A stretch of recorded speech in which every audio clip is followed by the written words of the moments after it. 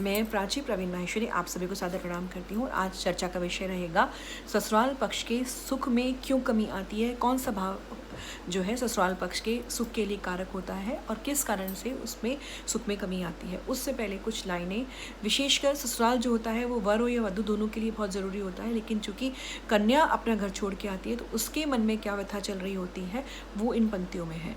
चुंदड़ी कसुम्बी रंगा दे मेरी मायड़ी, और थारी धियड़ी सजन घर जाए माँ।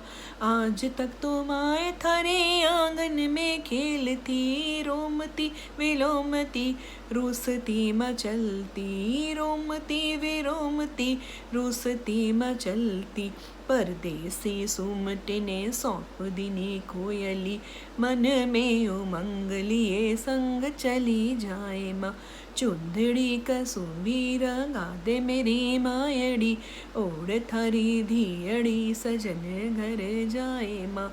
पीवड़ियों छोड़न का दुख भी ना थोड़ो, सासरे सुरंगेरो चाव भी घनेरो, सासरे सुरंगेरो चाव भी घनेरो।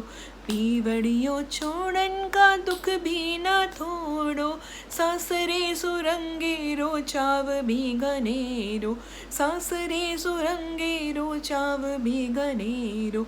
एक आँख रोए मेरी एक मुस्काए माँ, एक आँख रोए मेरी एक मुस्काए माँ।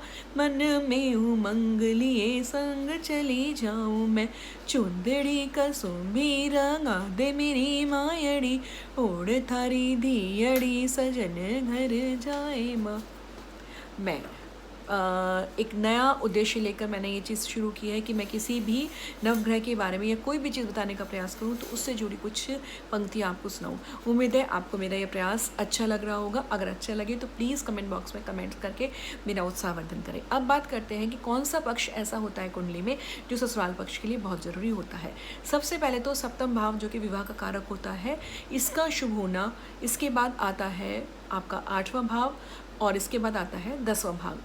कुछ लोग चतुर्थ भाव को भी कहते हैं कि चतुर्थ भाव में अगर क्रूर दृष्टि किसी भी क्रूर ग्रह की होती है तो उससे भी ससुराल के सुख में कमी आती है। लेकिन जो विशेषतः जो कुंडली में जाना जाता है वो सप्तम भाव और अष्टम भाव और दशम भाव। अगर इन भावों में किसी भी राहु केतु शनि मंगल ये चारों ग्रह अगर बैठे हुए हैं या इनकी दृष्टि पड़ रही है तो निश्चित रूप से ससुराल से मिलने वाले सुख में कमी आती है। और अगर कई बार दृष्टि इतनी अधिक ज़्यादा विनाशकारी होती है तो कई बार ससुराल का सुख भी नहीं मिल पाता।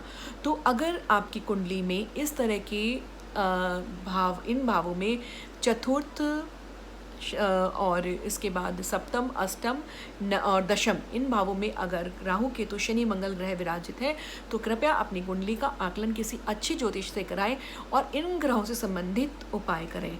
अगर ये ग्रह यहाँ पर बैठे हुए हैं, अगर ये ग्रह किसी अन्य अकेले बैठे हैं या किसी अन्य ग्रह के संग युति बनाकर बैठे हैं या इसके साथ ही इन ग्रहों की दृष्टि कहीं और बैठकर भी इन भावों पर पड़ रही है तो निस्संदेह ससुराल पक्ष से मिलने वाले सुख में कमी आनी लाजमी है। तो अपनी कुंडली को दिखाकर इन भावों को मजबूत बनाएं, इन भावों से जो ससुराल पक्ष का सुख है उसे पूर्णता प्राप्त करें।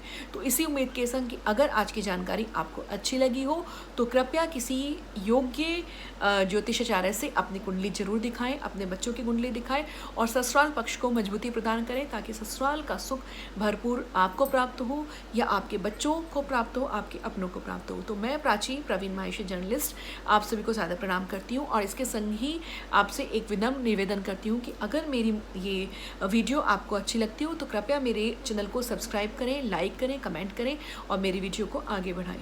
जय श्री राम।